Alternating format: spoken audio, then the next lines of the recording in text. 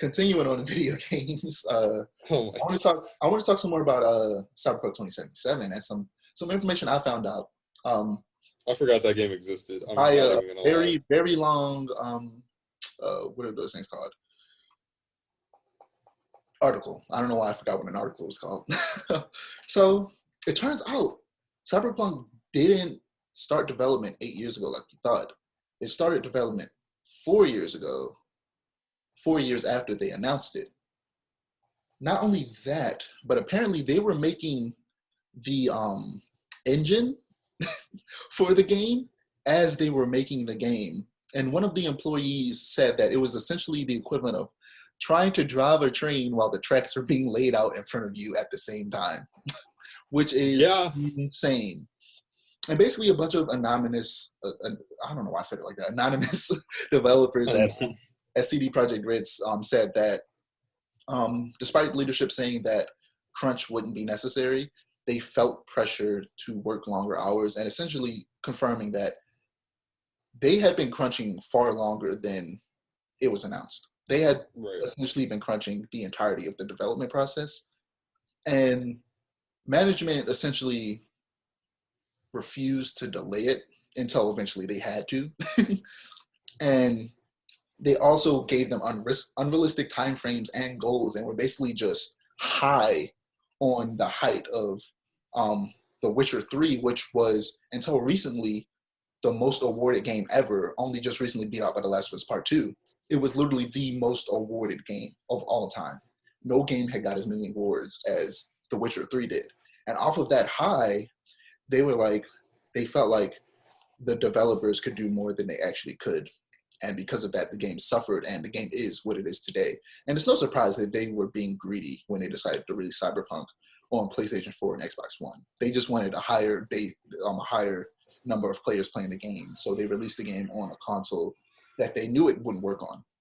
And like the developer said, hey, this isn't going to work on this. They were like, I don't care, release it there anyway. Not only that, but they didn't even, during the development process, which was super rushed, they never played the game on Xbox One or PS4. They only played it on PC because they didn't have time to test it on PS4 and Xbox One. So I always say, first off, don't bully anyone online, especially telling people to kill themselves, stuff like that. Oh yeah, that's so stupid. I never show you do that. Criticism and bullying are two completely different things. So I would say the people you should be criticizing, not bullying, are the management, the people above the developers, the people above the people actually sitting out in front of their computers, making 3D models and animating and things like that, and coding and programming. The people above them are the ones that were pushing them to do the impossible. Do something that was literally impossible, and because of that, they suffered. And I just imagine if they gave them however long it would have took for them to make the engine before actually working on the game. Imagine if they did that and then also gave them time to actually work on the game. The game would be perfect from day one, or near perfect. Nothing's perfect. But it would have been great day one. There would have been no controversy. There would have been no problems. And this is a problem in the game industry in general. People like to set unrealistic standards and to push their employees far too hard. And people make it seem like if you're not working hard, you're not working at all. And it's like, bro, working hard, it's like, compared to working out. To build muscle, you have to destroy it and then rest and let it rebuild itself. It's the same thing with any other type of work. You work hard, you get tired, and then you rest. You let it rebuild. You let your muscles rebuild. You let them come back stronger the next day so you can work out again and continue to do that until you're at your peak. You don't work out and work out and work out and destroy those muscles until they don't work anymore.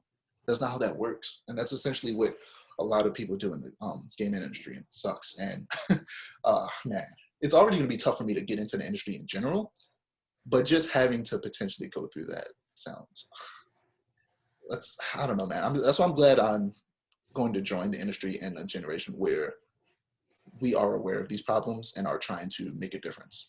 And also, me and you might just end up making our own thing because yes, eventually. pirate game. I want it. Like I need my own studio. That's what's happening. I think I'm probably about to start doing some clay sculpting to kind of get some practice when it comes to sculpting. I was literally, when I was waiting for you when you went to go get your food, I was watching a video of somebody sculpting a statue of Miles in his his suit from the very beginning of the game with the puffer jacket and Adidas.